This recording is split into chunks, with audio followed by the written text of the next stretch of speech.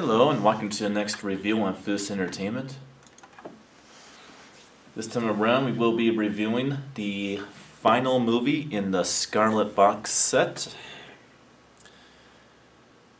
Clive Barker presents Hellraiser 3, Hell on Earth.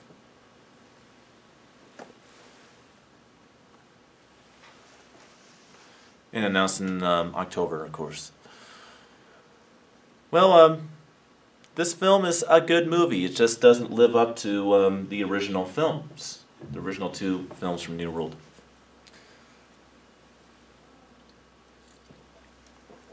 But it still is very much a good Hellraiser movie. This is the last good Hellraiser movie. After this point in time, the films really became nothing more than nonsense. For the most part, they would be films that had nothing to do with Hellraiser. And they just put Pinhead in there just to make market value. As for the last Africa movie, Hellraiser Bloodline, it just didn't make any sense. It didn't tie into the previous three films. It went on to its own world talking about the Lamont configuration. And it just doesn't work if you try to combine it with the first three films.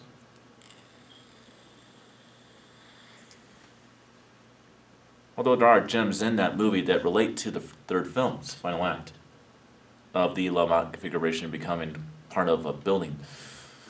But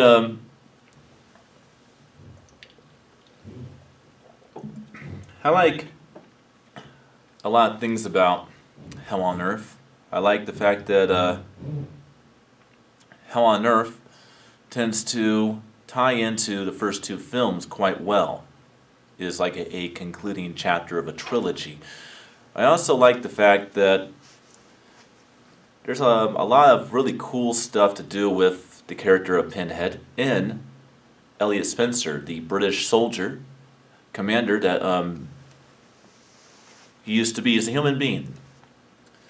And so Doug Bradley actually gets to play a mortal human character. He was more of a protagonist as well as Pinhead. And I always really enjoyed that. Now the story about why this film was made by Americans and not by British filmmakers and filmed in Pinewood Studios is because there was a lot of development hell that had to do with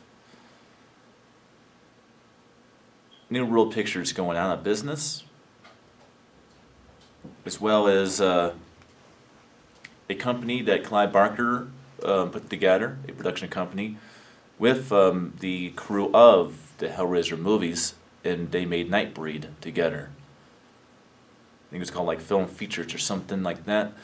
And Nightbreed was not very well accepted due to the fact that half of the movie was cut out, leaving a movie that was all over the place that really didn't make as much sense as the original version of the movie that wouldn't come out until 2011, 2012. I believe it was 2012 when it came out.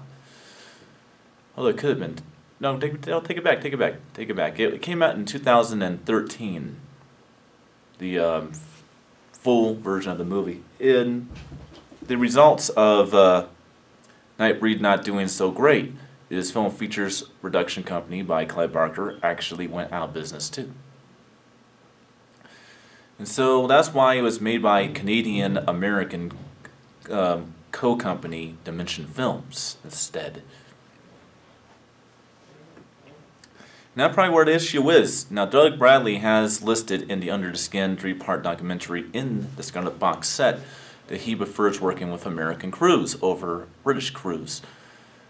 I still think that a lot of the magic that made Hellraiser and Hellbound Hellraiser 2 was demolished in a lot of ways due to an American crew instead of a British one. I just think that Hellraiser films are better as British movies. I think that when that changed, that's when a lot of it changed. And the Hellraiser films kind of came to a close. At least in my opinion. I know there's still movies being made today, but in my opinion, the last good one was the third movie. The fourth film's watchable, but you try to tie it into the first three, that makes no sense. Let's go into the premise of the movie. Unknown how much time has actually passed between Hellbound and Hell on Earth. I would say quite a bit of time, probably a few years. A inspiring reporter is at a hospital in which nothing's going on. Then all of a sudden, after the film crews leave and she is just left twiddling her 8 fingers and 2 thumbs, basically the emergency victim is brought in by a unknown gothic girl with chains attached to the face, and with a llama configuration in the palms of the victim's hands. Victim explodes and bursts, leads her into unseen and forbidden territory as she tries to unravel what was going on.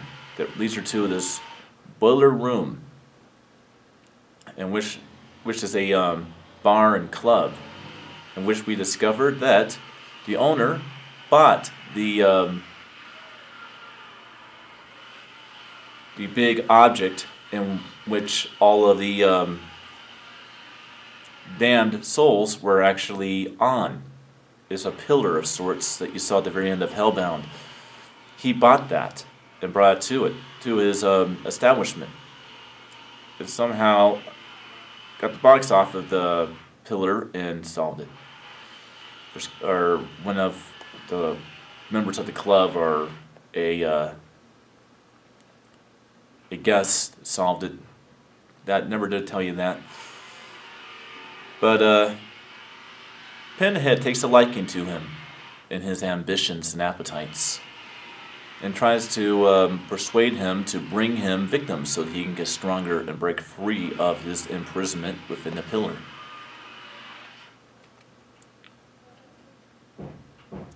The gothic chick, who we discover is the owner's girlfriend, basically goes back to him reluctantly and feeds him to Pinhead, and Pinhead breaks free of the pillar. Now, as for the names of the characters, the owner of the club, his name is JD. I believe it's Terry for his girlfriend, and our main character, who is the aspiring reporter, his name is Joey. Well, Joey is getting visited by the pleasant and positive and protagonist spirit of Elliot Spencer. He was held in sort of like a in-between world, in between ours. He's like the missionary traveler of sorts. And he's telling her the story about Pinhead and what he is, and saying that the only way to stop him is to bring him to hell. You need to help me do that. And so, after being freed, he plagues the earth, basically. And he's Pinhead is in a pursuit to get the Lamont configuration back from Joey.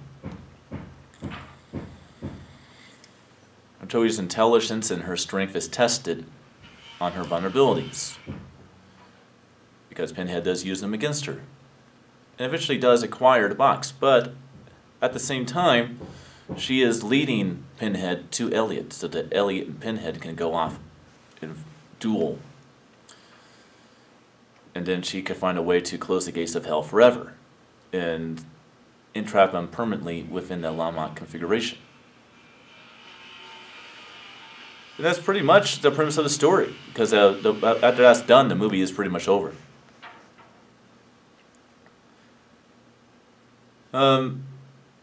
Really a good movie, but there are problems. Like, for example, he recruits brand new Cenobites. He makes a Cenobite out of Terry, makes a Cenobite out of JT. Makes a semi-bite out of a bartender at the Boiler Room, and makes a semi-bite out of Joey's cameraman, Doc. And they are horrific. I don't mean horrific as in it being a good thing. They're just really, really badly thought out sub-characters that are just... The magic of the semi-bites in the first two Hellraiser films are kind of demolished because of these, how that Spinheads put it, they're homemade, Joey. But yeah, basically, they're really bad. And very hard to watch. Visual effects in this movie, I can see a lot of early CGI in this movie, but the visual effects were more American styled and not so, you know, Rick Baker, Kevin Gager type of style, which he had with the first two films, which were very cool. But the visual effects were not bad, because in 1992 the visual effects were pretty good in America, so it still is a solid movie. Now let's go into audio and video quality. This one actually has more of an American look to it. It definitely looks more like a regular movie. It kind of doesn't have that gothic, nostalgic look that the two films before it had. But keep in mind, those films were British movies. This is an American movie. So it still does have a darker, warmer color template to it. The HD transfer is pretty good in this one. It's the best that I've ever seen for Hell on Earth, Hellraiser 3. The audio. This is the first Blu-ray I've come across. There's a Blu-ray movie that actually has a 2-channel LPCM track. But put it on a decent sound system with surround filters like mine does and stuff like that, it puts out for a very, very good theatrical experience. So definitely nothing wrong with the sound of Hellraiser 3.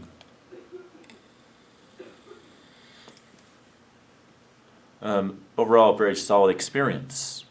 Now there is a unedited, unrated version of the movie on the disc. I have checked out a little bit of it. There's a lot of extended stuff, but it's really bad to watch. It's like watching a bootleg DVD or a bootleg VHS converted to a DVD. It's hard to watch, so that's why I don't care to watch the unrated version of Hellraiser 3: Hell on Earth. But if you get the Scarlet box set, it is available in the box set, as well as hours and hours of bonus material. Overall, the box set's a very cool looking box set, and I really do enjoy it. Well, that's all there's to say about Hellraiser 3, Hell on Earth. Now let's go ahead and talk about the next things that are coming. October is going to be pretty much the main course of my terrorizing horror fest I do every year. This is my first one that I've broadcasted to you and let you join me into the fun of it. I'm going to be doing the Halloween franchise, the Nightmare on Elm Street franchise, and the Friday the 13th franchise, and on the weekends during the day, throw in small sagas and two-part series and stuff like that in there that are really significant to modern horror icons. But I'm going to be doing it in a different way when it comes to the main franchises. I'm not going to be doing one franchise after another, going like Halloween Part 1, 2, 3, 4. No, I'm not doing like that. I'm doing it by released. So that means that I'll be starting at 1978, making my way up to 2010 with all the films. But I will be watching them in order of theatrical release. So that's going to be interesting. So it will be very diverse on how I do it. And on the weekends, of course, you'll see something like, say, the Evil Dead saga, or you might see the Texas Chainsaw Massacre series, which does not mean all of them, people. Just the first two Tobe Hooper movies, the ones that are significant. The Hills Have Eyes remakes, Last Boys trilogy, so on. And that's pretty much all there's to say about all that. It's going to be fun. Maybe more rare box sets I might add and all that, because a lot of them are rare and limited. Well, did you like Hellraiser 3? Did you not like it? Do you like this video? Do you not like this video? As always, subscribe if you like. Check back on me from time to time. Share this video. Whenever you want, I will see you guys next time for my review of John Carpenter's Halloween. Until then.